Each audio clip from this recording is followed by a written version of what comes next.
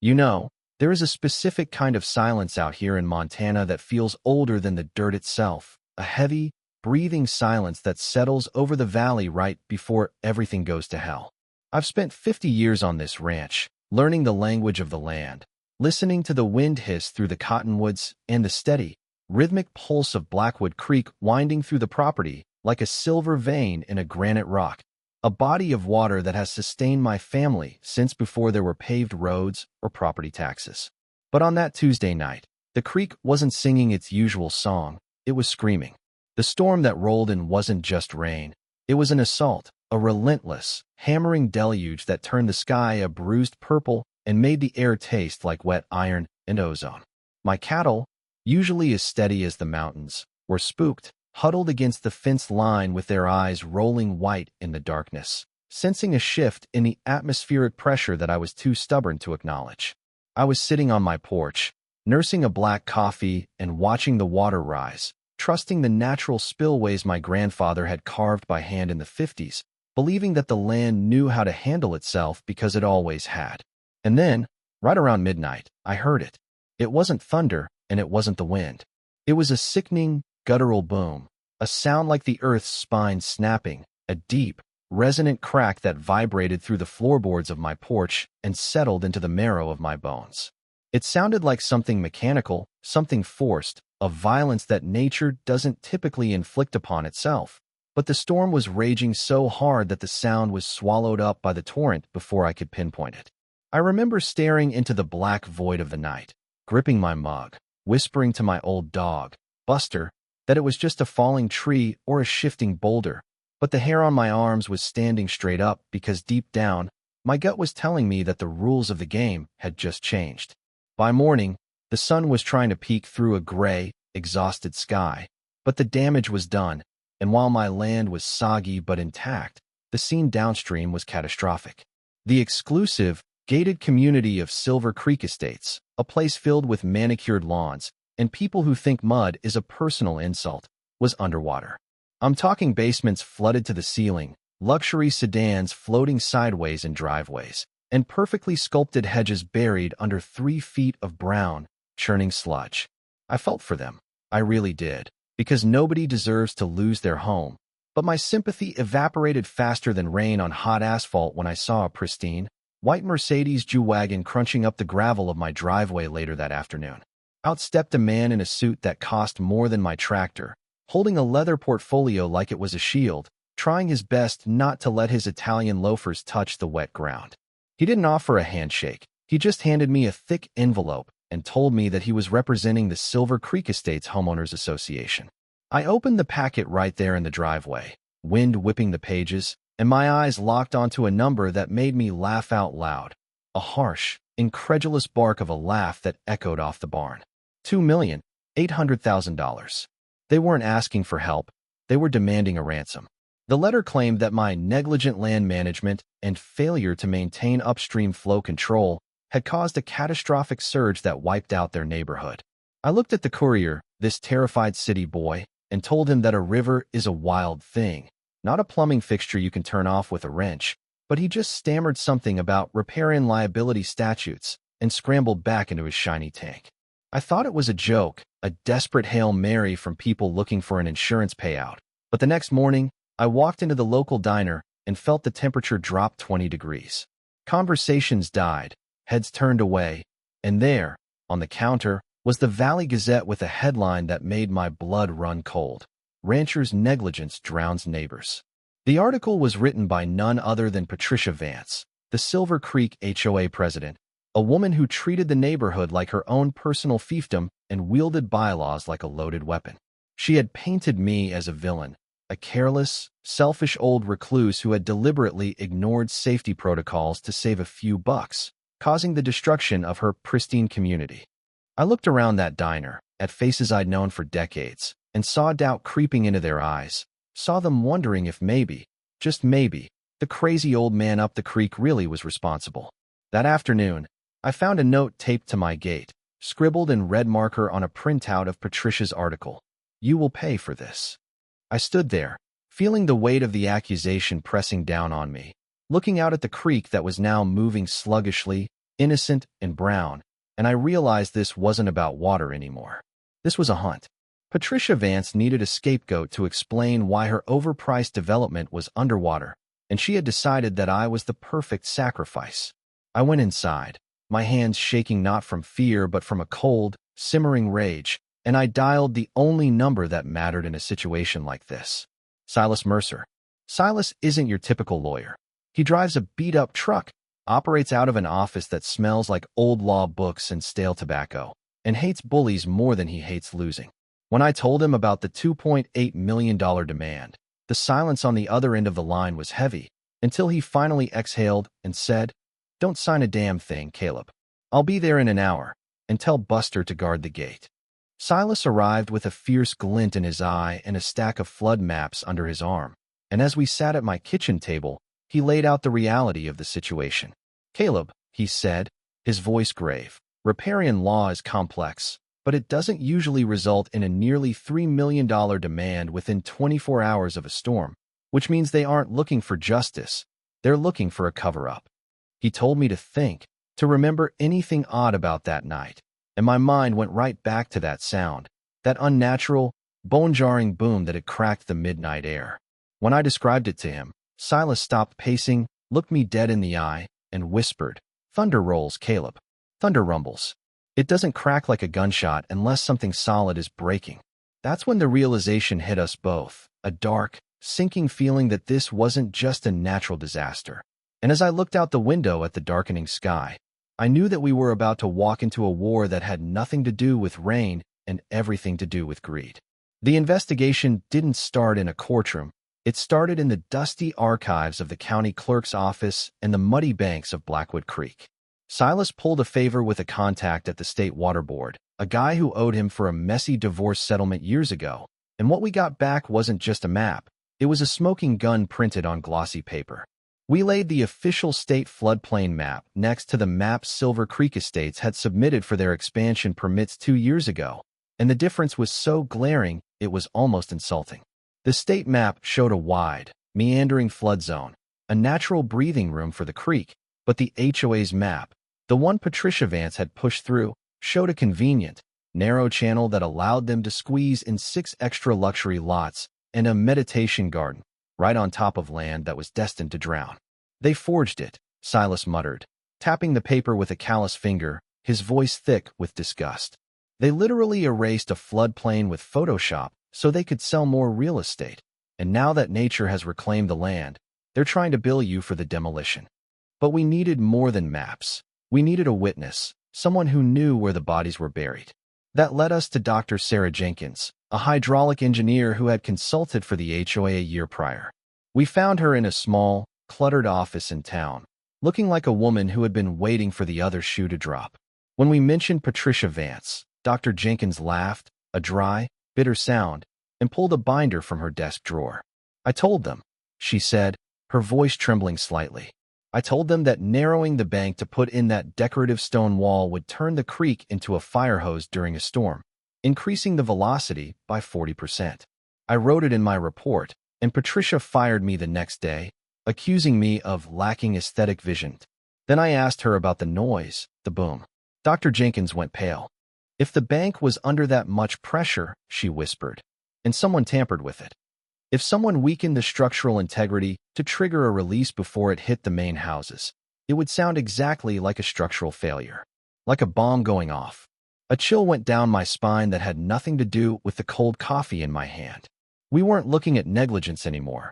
We were looking at sabotage. We drove back to the ranch in silence, the weight of the implication hanging in the cab of the truck. If they had tampered with the bank, they had done it on my property line to shift the blame. I remembered my trail cam, the one I had strapped to a cottonwood tree near the northern bend to watch for coyotes. It was a long shot, a desperate hope, but it was all we had. We trudged through the mud, Buster sniffing at the debris, and I pulled the SD card with trembling fingers. Back at the house, we plugged it into Silas's laptop, and for 10 minutes, we watched nothing but grain and rain, hour after hour of gray storm footage. I was about to give up, to accept that we were beaten, when Silas grabbed my arm.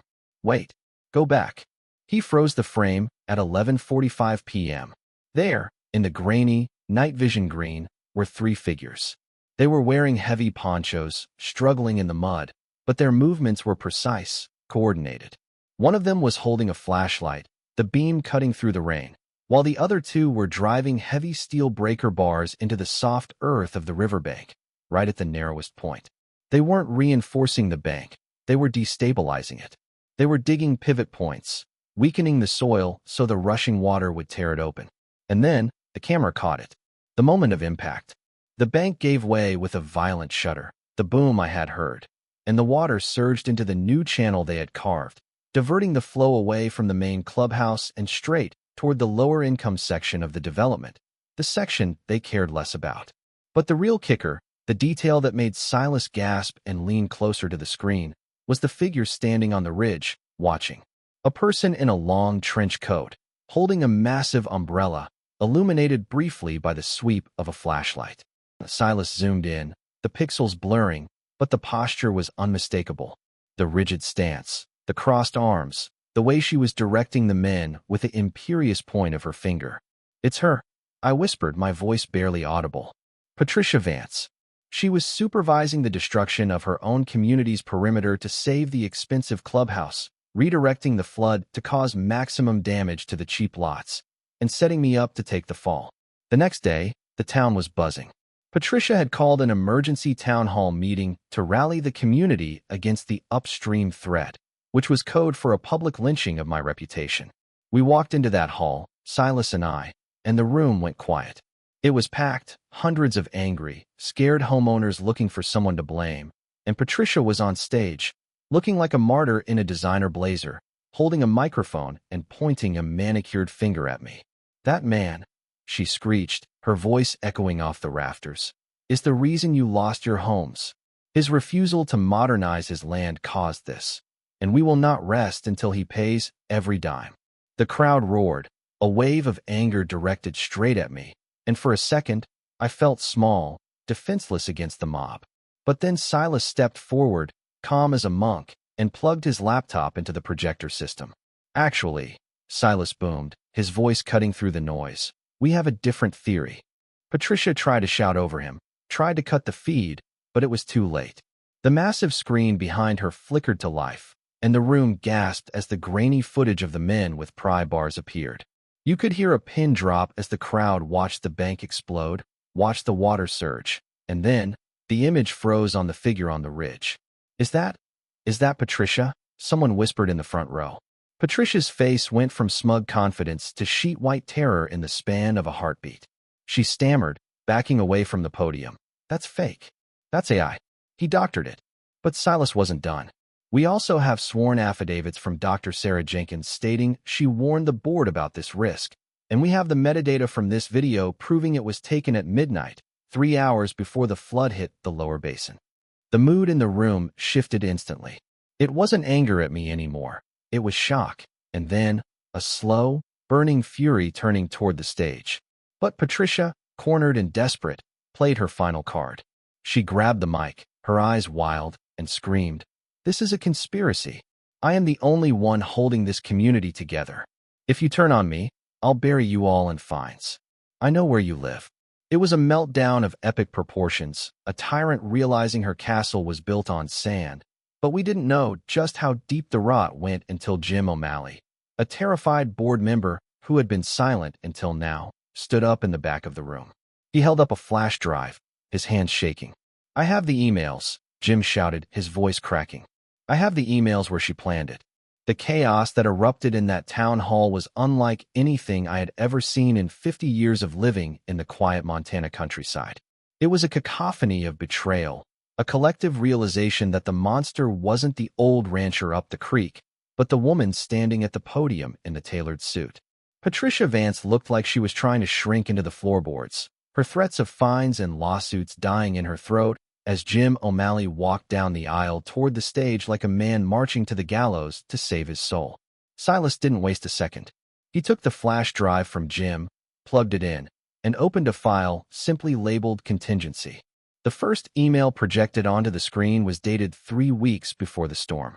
It was from Patricia to the board treasurer. It read, "The lower bank is unstable. If it blows, we lose the clubhouse. We need to make sure that if water comes, it looks like an upstream surge. We need a fall guy. The rancher is the path of least resistance. The room collectively inhaled. This wasn't just panic. This was premeditation. This was malice.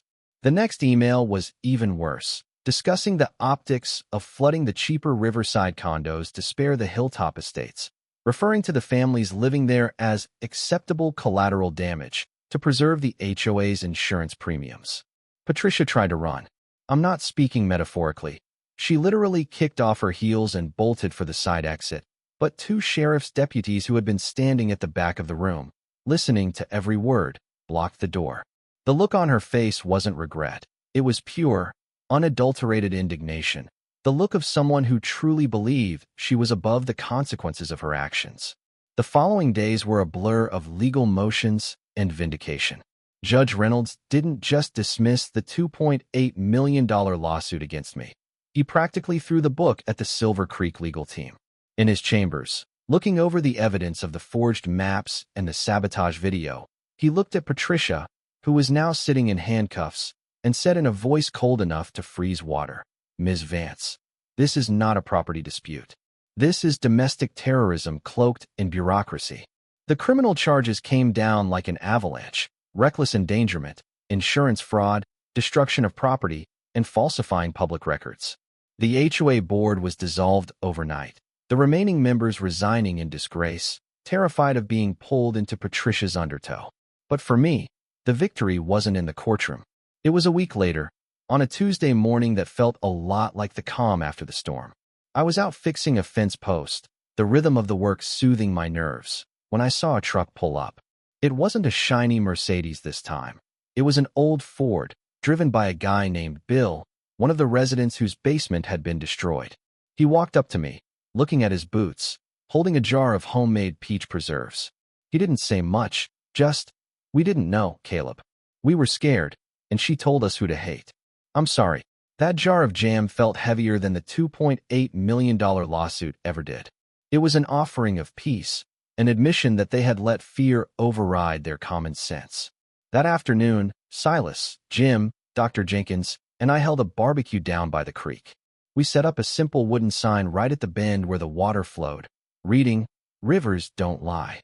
As the sun went down, casting long, golden shadows across the valley, I watched Blackwood Creek bubbling over the stones, healing itself, reshaping the banks that had been torn apart by greed.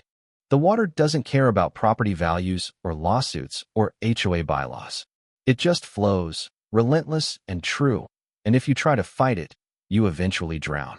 Patricia Vance is currently awaiting trial, facing 10 to 15 years in a state penitentiary, and the residents of Silver Creek Estates are rebuilding, this time working with the land instead of against it. But it leaves a question hanging in the air, doesn't it? We live in a world where we trust titles and glossy brochures, and people in suits who claim to have our best interests at heart. We are so quick to point the finger at the outsider, at the negligent neighbor, because it's easier than accepting that the danger is coming from inside our own house. So I have to ask, if there hadn't been a camera on that tree, if I hadn't spent 50 years watching that river, would truth have actually prevailed? Or does justice only belong to those who can afford the fight? Because out here, the river might not lie, but people sure as hell do.